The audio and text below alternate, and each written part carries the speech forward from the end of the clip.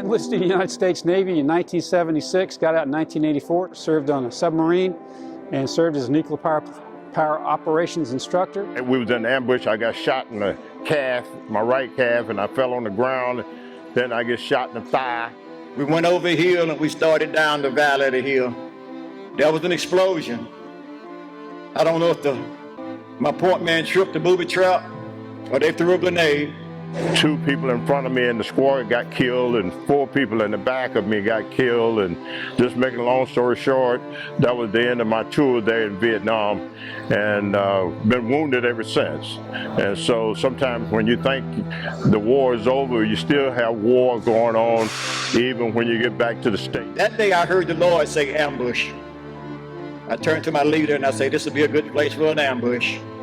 And the first round hit me in the chest. I picked up my radio, started calling them and help. They came back and said, we can't get to you right now. I turned toward the tree line, I fired my M16. It jammed. I fired the second time, it jammed. I fired the third time, it jammed.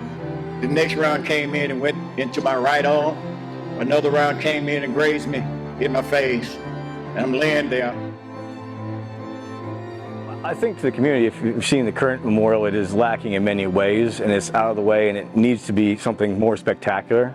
But to me personally, I am not a native Andersonian, and I know the current memorial is for native Andersonians, but like myself, there's many other veterans who have chosen to move here and make us our home, and we wanted to come up with something that would be inclusive for them as well, so they don't feel like outcasts as vets in Anderson County. A few years ago, we got together, and some of the county come to us and ask us about this memorial and how we can make it better, to make it to what Anderson County, how they should be representing their veterans.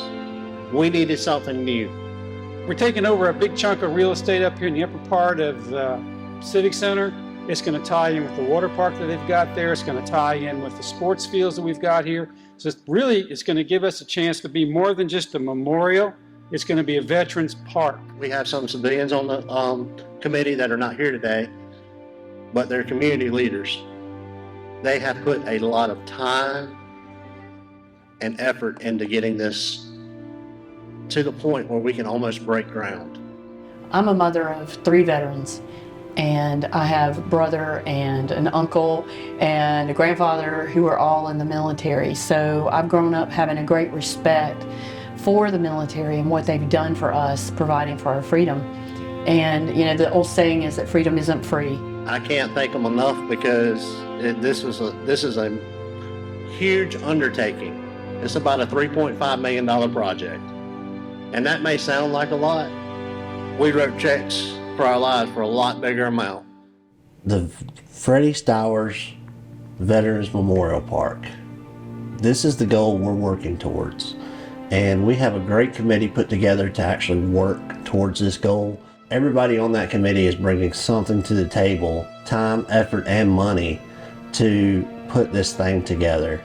Veterans are such a treasure in our community, and we have a lot of them. And it's a pleasure to be able to put effort towards building something that will mean a lot to the veteran community and to honor them for the sacrifices they've made. And then we also have some businesses that's going to be sponsoring veterans, buying their pavers as well for the veterans that can't buy pavers. It'll be an 80-foot by 80-foot granite memorial that'll have pavers going out to an actual place where you can sit down and picnic, where we'll have picnic tables and standalone grills, park benches. This is a park for Anderson County residents. The pavers are very detailed on what you can do. You can put different insignias and stuff on there of that nature, so that way you can make it yours. There's still a lot to do, and there's a lot of money to raise. We hope that everyone will get involved with us and make this a reality. It's going to be a beautiful place of reflection and honor. We didn't get a great welcome home from Vietnam. We did get welcome home somewhere down the line. So anytime you see a veteran, young people now especially is coming up saying welcome home.